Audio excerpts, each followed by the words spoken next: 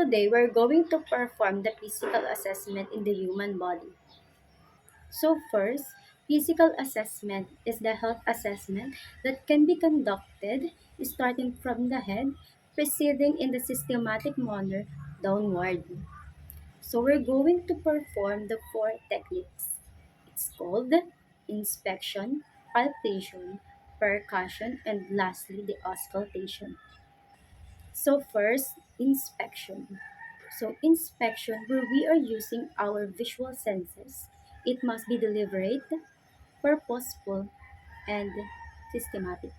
The second one is palpation, where we are using our sense of touch, particularly the pads of the fingers and not the tips.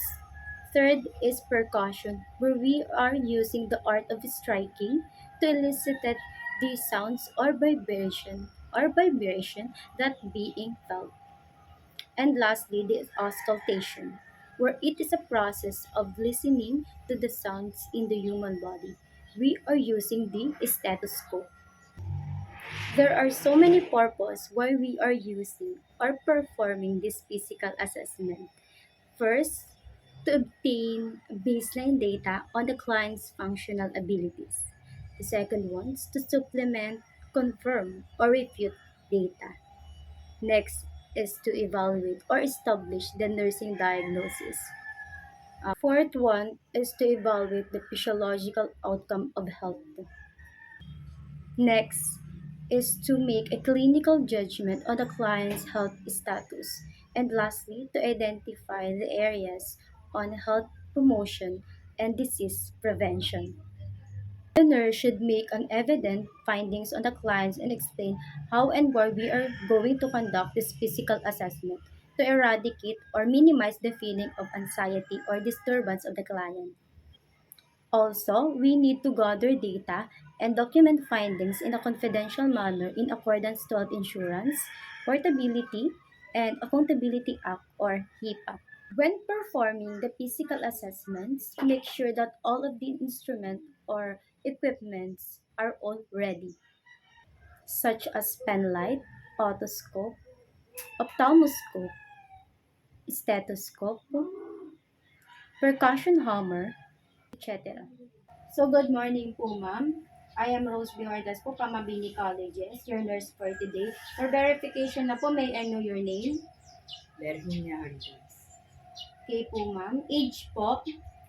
48. 48. Taga saan po tayo? Labo, Camarines Norte. Labo, Camarines Norte. So ma'am, we're gonna proceed na po for physical assessment lang po. Gagawin po natin ang four techniques which is inspection, palpation, percussion, and auscultation po. So ma'am, I'm gonna take a consent of you ma'am. Are you feeling uncomfortable po or comfortable? Comfortable po ba kayo sa lagay niyo po ngayon? Okay lang. Hihi po ba tayo? Kanina nag-ihina. Okay, naghihina po. Without further ado po, I will get your gown na po ma'am para makapag-change na po kayo. And also po, kukunin ko po ang jewelry ninyo kung meron po kayong jewelry. Is that okay with you po? Okay. Okay po. And after that po, magpo-provide na po ako ng privacy sa inyo. And also po, I will do the hand hygiene na po.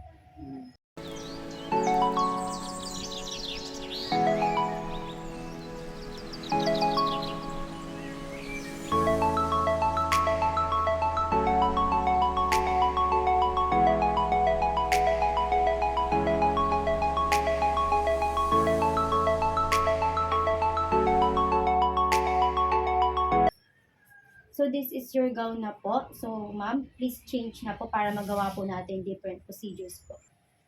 So ma'am, ang goal na po natin gagawin ay inspection po. So we're gonna do or assess po the inspection where we are using my naked eye po or my visual senses po. So i-examine ko po your texture po, your color, your size po or symmetry po para ma-compare ko po yung each side of your body po.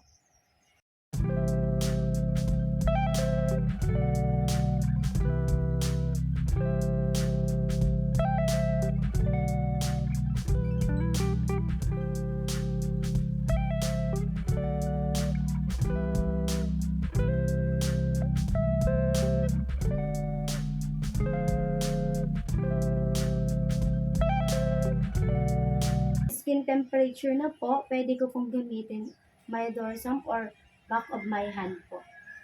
So, allow me po to touch your leg po or your neck.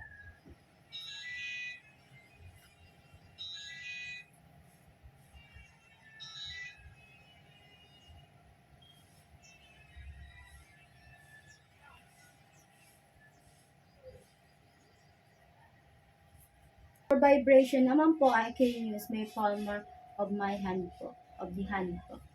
So, allow me po to touch your skin po.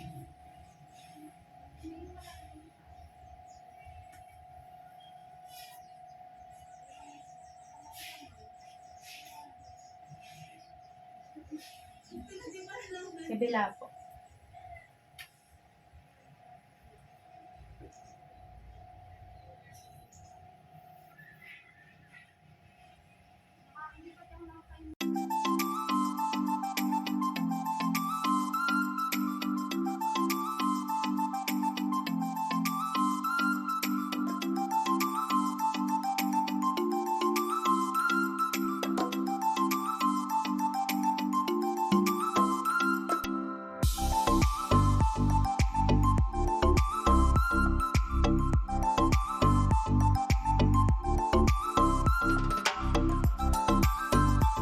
So, I'm gonna do palpation na po. Allow me to touch your skin po, ma'am.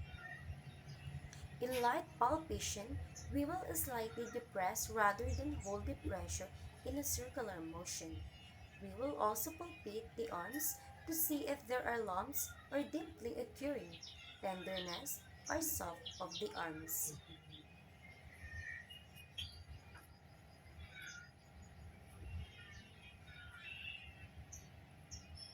So, yun po ang light palpation po. Ito naman po yung deep palpation. Pwede ko mong gamitin ang two hands ko po.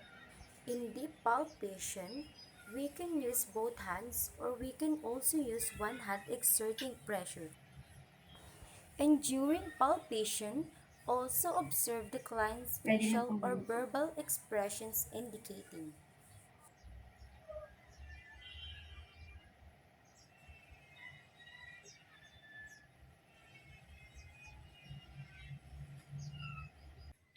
So, next naman pong procedure na gagawin po natin is what we call deep percussion po or the art of striking for your back po para mailisip po natin or ma-determine po natin yung sounds or vibrations po within your body po that being felt po.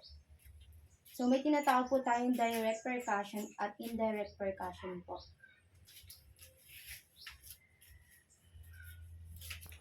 Direct percussion, the nurse strikes the area directly with a pad strikes the rapid. The movement is from the wrist. This technique is not generalized used to percuss the thorax.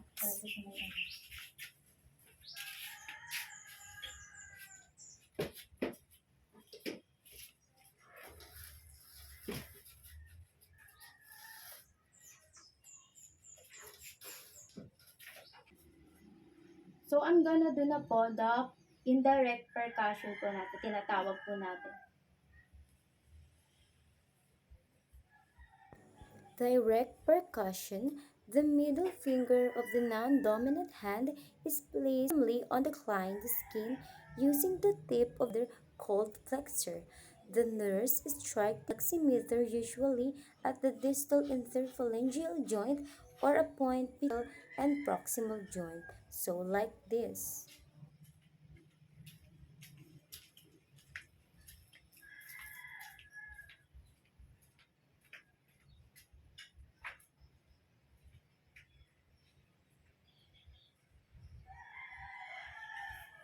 So, next naman po na procedure na gagawin po natin is auscultation, where we are listening to the sounds elicited in the human body po. So, ma'am, take a deep breath lang po and exhale po. Relax lang po tayo.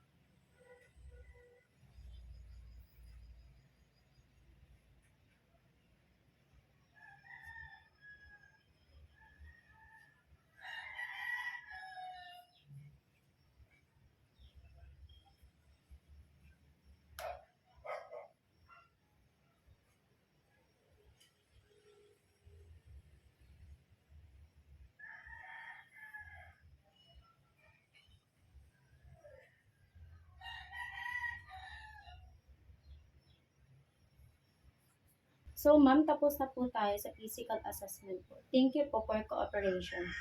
Salamat din.